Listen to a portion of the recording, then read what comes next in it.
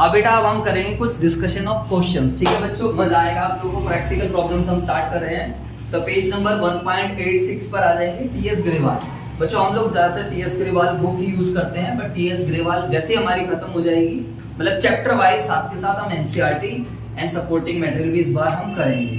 सभी बच्चे ध्यान से देखें, क्वेश्चन नंबर 1 है आप सब बच्चों के सामने। In the absence of partnership deed state the provision of Indian partnership act. तो ये बच्चों वाला क्वेश्चन है, सब बच्चों ने कर लिया होगा। बताइए एब्सेंस का मतलब क्या होता है? अनुपस्थिति। पार्टनर्स ने बिजनेस स्टार्ट कर दिया, पार्टनर्स ने बिजनेस स्टार्ट कर दिया and without making any partnership deed. तो कौन आ जाएगा पिक्चर में? Indian partnership act 1932। और इंडियन पार्टनरशिप एक्ट 1932 क्या कहता है सैलरी के रिगार्डिंग? बताओ, बोलो सारे बच्चे। Salary of partners not allowed.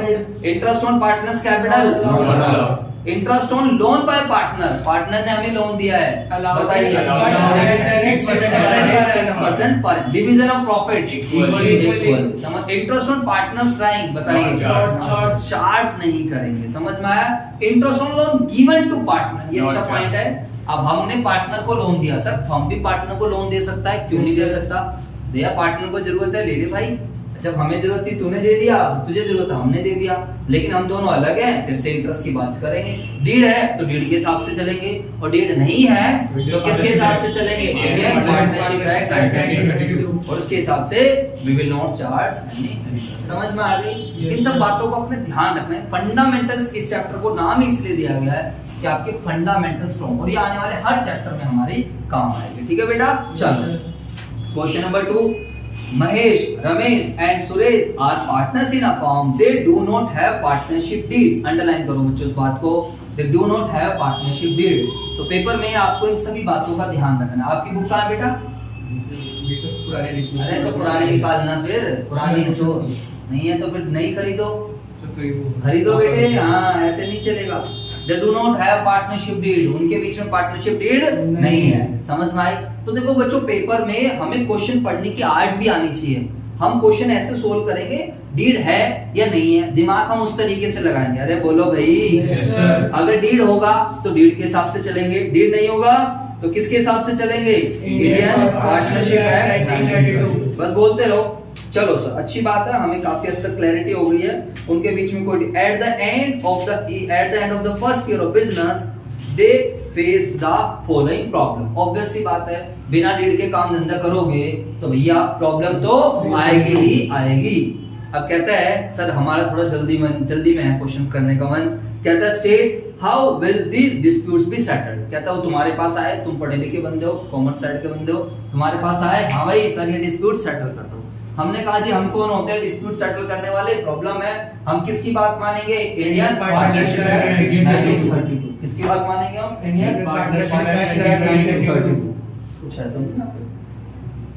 चलो जी सर, पहला point, Mahesh wants that interest on capital should be allowed to the partners but Ramesh and Suresh do not agree. तो बताइए आपकी नॉलेज, आपके कॉन्सेप्ट क्या कहते हैं? महेश कह रहा है इंटरेस्ट ऑन कैपिटल मिलनी चाहिए, बट वो दोनों पार्टनर्स मना कर रहे हैं। तो मुझे बताओ क्या पार्टनर को इंटरेस्ट ऑन कैपिटल मिलेगी या नहीं? सर कैसी बात कर दी आपने। डीड होती तो सब मिल जाता, डीड नहीं है तो यहाँ पर साफ साफ लिख देंगे as per the provision of Indian partnership act 1932 interest on capital will not be allowed to any partner. अगर आपको आंसर लिखने का तरीका देखना है तो आप ऐसे करोगे, एज पर द, ये पूरा लिख लेना, as per the provisions of Indian partnership Act. मैं अब अगली बार सारा शॉर्ट में लिखूंगा, ये आईपीए लिखूंगा। Indian partnership act 1932 interest on capital will not be बताओ बेटा allowed, will not be allowed to any partner. किसी भी पार्टनर को इंटरेस्ट ऑन कैपिटल अलाउड नहीं होगी। सर बिल्कुल बढ़िया बात है, मजा आ गया, नो प्रॉब्लम सर, दिल खुश हो गया। आगे चलते हैं, ठीक है मेरे बच्चों। yes, 2 है क्वेश्चन नंबर 2 का फर्स्ट पार्ट। इसके बाद क्वेश्चन कहता है Ramesh wants that the partner should be allowed to draw salary but Mahesh and Suresh do not agree. बताइए, रमेश कहता है भाई सैलरी दे दो यार, दिन रात एक कर रहे हैं, मेहनत कर रहे हैं, लेकिन कौन बेटा मना कर दे रहा है बताओ? महेश and सुरेश। लेकिन अरे ठीक है, तो महेश और सुरेश यहाँ पर राइट है, कोई प्रॉब्लम नहीं है, बट हम ना महेश का पक्ष लेंगे ना सुरेश का पक्ष लेंगे, हम सीधी सी बात लिखेंगे क्या? As per the provisions of, ये वाली लैंग्वेज लिख दोगे? बोलो Yes, हाँ। sir। Indian partnership act 1932 salary will not be, हम किसी salary will not be allowed to Any partner। Partner, सीधा हम ऐसे लैंग्वेज लिख देंगे, ठीक है ना। आपको किसी का पक्ष देना है, आप चाहो तो वो भी लिख सकते हो कि भाई ये सही है ये गलत है, बाकी ज्यादा बेटर हम अपनी नॉलेज को यूटिलाइज करेंगे। Ramesh wants that partner should be allowed, ये तो हो गया सी। Mahesh and Ramesh want that Suresh should be pay interest on loan given to him by the firm, but Suresh does not agree. Mahesh और रमेश चाहते हैं that Suresh should pay, Suresh को पे करना चाहिए interest on loan given to him. बताइए फर्म ने क्या कर रखा है बेटा? फर्म ने, यहाँ इस क्वेश्चन को पढ़ो, महेश और रमेश चाहते हैं दैट सुरेश इंटरेस्ट पे करे loan given to him by the firm. तो क्वेश्चन में ये है कि फर्म ने मेरे बेटा किसको लोन दिया है बताओ? फर्म ने लोन दिया है सुरेश को, और ये दोनों पार्टनर चाह रहे हैं, कौन कौन है? महेश और सुरेश, रमेश, है ना। ये चाह रहे हैं कि ये क्या करे? फर्म को इंटरेस्ट दे। अब आप मुझे बताओ, अगर फर्म ने किसी को लोन दिया है तो बताइए क्या इस पे इंटरेस्ट चार्ज किया जाएगा या नहीं किया जाएगा? नहीं होगा ना। अरे बोलो। Yes, sir। अगर पार्टनर लोन देता, अगर क्या होता? पार्टनर लोन देता। फिर तो क्या होता? उसे फिर तो फर्म उसको इंटरेस्ट देता, बट यहाँ पर उल्टा है, फर्म ने क्या करा है? लोन टू लिखा हुआ है। बोलो बच्चों। Yes, sir। तो आप लिख दोगे as per the provisions of, ये शॉर्ट में Indian partnership act 1932, interest on loan will not be charged from Suresh on loan given to him, given to him। समझ में आई बात या नहीं? Yes, sir। हाँ सर बिल्कुल क्लियर बात है, कोई टेंशन नहीं है। फोर्थ पॉइंट क्या है मेरे बेटा? डी पार्ट है, Mahesh and Ramesh having contributed larger amount of capital desire that profit should be distributed in the ratio of their capital quantity। Obvious सी बात है, तो सीधा लिख दोगे as per the provisions of Indian partnership act 1932 profit shall be distributed, profit shall be distributed. Profit मेरे बेटा कैसे बांटा जाएगा? Equally। समझ में आ गई बात या नहीं आ Yes, गई? sir। तो this was the question number 2 of TS Grewal, और जो भी है 2023 एडिशन। आई होप से बच्चों को क्लियर हो जाती हैं बातें, ठीक है बच्चों। अब हम क्वेश्चन नंबर 3 करेंगे, ठीक है। अब हमारे सामने एक अगला क्वेश्चन आ गया है, दैट इज क्वेश्चन नंबर 3। सभी बच्चे ध्यान से देखेंगे बेटा इधर।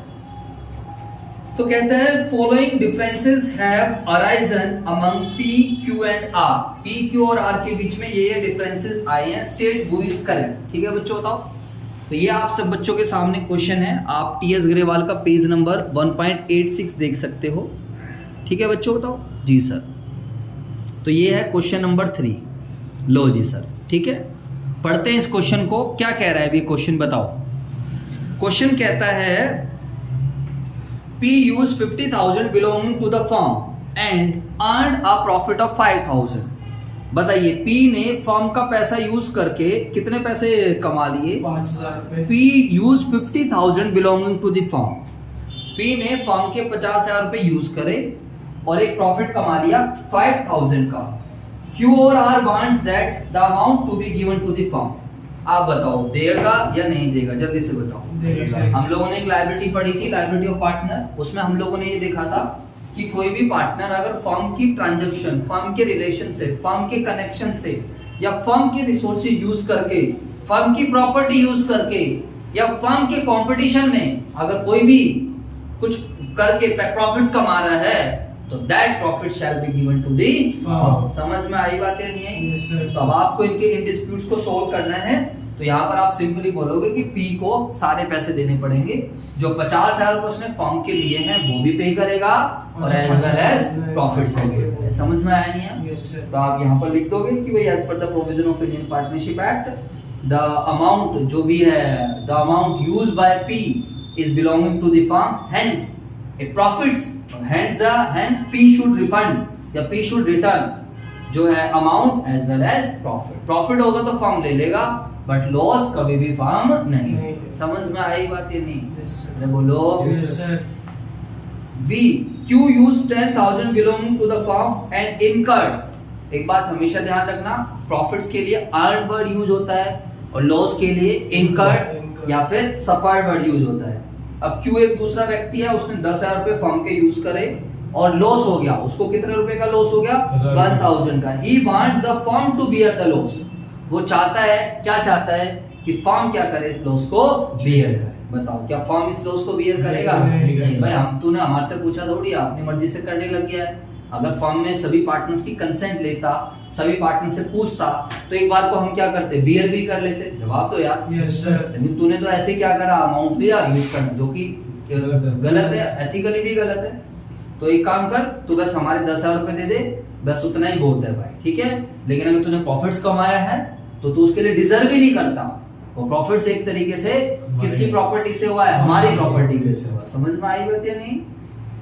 P&Q wants to purchase goods from Star Limited. R does not agree। देखो अब गुड्स की बात आती है तो गुड्स कोई बड़ी बात नहीं है। गुड्स जब हम खरीद रहे हैं, दो व्यक्ति एग्री कर रहे हैं, P और Q है और R है। ये दोनों एक सप्लायर का नाम सजेस्ट कर रहे हैं। सप्लायर का नाम क्या है? Star limited. अरे बोलो भाई। Yes sir. जैसे कि मैं और संदीप सर है, संजय सर और संदीप सर है, और एक और पार्टनर है, मान लेते हैं रमेश नाम का पार्टनर है। मैं और संदीप सर कहते हैं कि यार जो बुक्स खरीदनी है वो सैनी स्टेशनरी से खरीद लो। कहां से खरीद लो बेटा? सैनी। ये हमारे लिए मटेरियल हो गया एक तरीके से। लेकिन रमेश कहता है नहीं नहीं, सैनी से नहीं खरीदनी। रमेश क्या कहता है? सैनी से नहीं। देखिए ना सब बच्चों ने सैनी स्टेशनरी। अरे बोलो। Yes sir. तो देखो इतना कोई बड़ा डिसीजन नहीं है। गुड्स हम हर बार परचेज करेंगे, इस बार नहीं, फिर अगले महीने फिर परचेज कर, अगले महीने फिर। तो यहाँ पर आप मेजोरिटी के साथ जा सकते हो। मेजोरिटी जिस काम को कह रही है वो कर लो। बोलो बच्चों। Yes sir. तो क्योंकि गुड्स में इतनी कोई बड़ी बात नहीं है। गुड्स ऐसा नहीं है कि आपके बिजनेस के पूरे डिसीजन को क्या कर देगा, अफेक्ट कर देगा। तो उसमें आप मेजोरिटी के साथ जा सकते हो। तो यस, पी और क्यू कह रहे हैं कि गुड्स स्टार लिमिटेड से लेने हैं तो वी कैन बाय, हम वहां से गुड्स बाय कर सकते हैं। आर को हम इग्नोर मार सकते हैं, कोई प्रॉब्लम नहीं है, ठीक है। लेकिन अगर यही केस ऐसा हो जाता, पी और क्यू चाह रहे हैं कि उनका कोई लड़का आ जाए बिजनेस में, रमेश आ जाए या कोई दूसरी पार्टनर बन जाए, मान लेते हैं सुनीता नाम की कोई लड़की है और वो चाह रहे हैं कि इसको पार्टनर बनाना है। पी और क्यू एग्री है, लेकिन आर क्या कर रहा है? मना कर रहा है। तो बताइए क्या सुनीता फिर एडमिट हो पाएगी? नहीं। मेजर डिसीजन है भाई। मेजर डिसीजन क्या है? बड़ा डिसीजन है। बड़ा डिसीजन का मतलब क्या है? जिसमें सभी पार्टनर्स की क्या होनी चाहिए? कंसेंट होनी चाहिए। समझ में आई बात नहीं? तो अगले पॉइंट में यही लिखा हुआ है, क्यू और आर चाहते हैं कि डब्ल्यू आ जाए बिजनेस में। Q and R want to admit W as a partner. Q और आर चाहते हैं कि डब्ल्यू एक पार्टनर की तरह बिजनेस के अंदर आ जाए, लेकिन पी जो है एग्री नहीं, बट पी डजंट एग्री। अब बताइए क्या डब्ल्यू आ पाएगा? नहीं। क्योंकि नया पार्टनर बिजनेस में तभी आता है जब सभी पार्टनर्स की, मेरे बच्चों, क्या होती है? कंसेंट होती है, एग्री करते हैं। क्लियर है बात? Yes sir. R had given loan of 2 lakh to the firm. R ने, देखो क्वेश्चन ढंग से पढ़ लिया करो। आप लोग जल्दबाजी में रहोगे, आपको ये नहीं पता रहेगा कि फर्म ने लोन दिया, पार्टनर ने लोन दिया है। तो फोटो बनाना हमेशा सीख लेना, वरना सब कुछ गलत होएगा। और आप हमेशा किसके पॉइंट ऑफ व्यू सोचोगे? Firm. You are an accountant of firm, you have to think from the business point. आप हमेशा किसके पॉइंट ऑफ व्यू से सोचोगे? बिजनेस। तो आर ने मेरे बेटा फर्म को क्या करा है, जल्दी से बताओ। आर ने फर्म को क्या किया है? लोन दिया है। कोई प्रॉब्लम नहीं है। कहता है कहां चला गया? R had given a loan of 2 lakh to the firm. R ने 2 लाख रुपए का लोन दिया है फर्म को। Okay, no problem. और क्या कहता है? Demands interest at the rate 10% per annum. और आर कहता है कि मेरे भाई मुझे इंटरेस्ट दे दो, और किस रेट से दे दो? मुझे ज्यादा नहीं चाहिए, और किस रेट से चाहिए बेटा? 10% पर एनम। जवाब दो यार। Yes sir. P and Q do not want to pay the interest। लेकिन P और Q क्या मना कर रहे हैं? P और Q कहते हैं बेटा आर तुझे हम कोई भी इंटरेस्ट नहीं देंगे। अब आप मुझे बताओ, ऊपर कहीं लिखा हुआ है कि उनके बीच में डीड है या नहीं है? नहीं कुछ लिखा हुआ। जब कुछ बात ही नहीं लिखी होगी तो हम मानेंगे देयर इज नो डीड। इस बात को ध्यान रखना। अगर डीड होती तो क्वेश्चन साफ साफ क्या करता, स्पेसिफाई करता। अब ऐसा कोई डीड है ही नहीं, जब कोई डीड नहीं है तो कौन आ जाएगा पिक्चर में, इंडियन पार्टनरशिप एक्ट 1922। तो बताइए पार्टनर का लोन है, फर्म ने क्या करा है, लोन लिया लोन लिया है, है। तो फर्म इंटरेस्ट पे करेगा, firm will pay the Interest। But किस रेट से मेरे 6% एट द रेट 6% पर annum। समझ में आ गई बात? Yes, sir। मजा आया या नहीं आया, जल्दी बताओ। आया सर। तो ऐसे बातों बातों में हमने 3 क्वेश्चंस ट्राई कर लिए हैं। अभी मुझे लगता है मैं आपको एक क्वेश्चन और करा दूं, दैट इज क्वेश्चन नंबर 4। बाकी 5 हम अगली क्लास में कर लेंगे, क्योंकि मुझे कॉन्सेप्ट भी कराना है, वरना आज कुछ भी आपको होमवर्क नहीं मिल पाएगा। समझ में आ गई बात? Yes, sir। और अगर गलती से कोई भी क्वेश्चन रह जाए, पेज मोड़ लेना, डी का निशान लगा लेना और मेरे से पूछ लेना उसको, ठीक है बेटा? चलो जी सर, क्वेश्चन नंबर 4 पढ़ते हैं। क्या है क्वेश्चन नंबर 4, जल्दी से देखते हैं हम। चलो बेटा 4th मैं आपको नेक्स्ट वीडियो में कराता हूँ, ठीक है?